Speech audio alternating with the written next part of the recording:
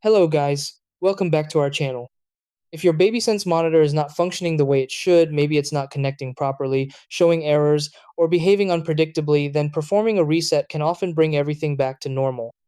Devices like baby monitors rely on stable connections and internal settings, and even a small glitch can affect their performance. Over time, minor software hiccups or pairing issues between the camera and parent unit can build up, making the system feel unreliable. Instead of struggling with constant interruptions or unclear signals, resetting the monitor is a quick and effective way to restore its original working condition. In this video, I'll walk you through the exact step-by-step process to safely reset your BabySense monitor so it starts working smoothly again. Try these. Step 1. Turn off the BabySense monitor and unplug it from the power source. Step 2. Locate the reset button on the monitor or camera unit. Step 3. Press and hold the reset button for a few seconds until the device restarts. Step 4. Wait for the monitor to fully reboot and initialize. Step 5. Reconnect or pair the parent unit with the camera if required.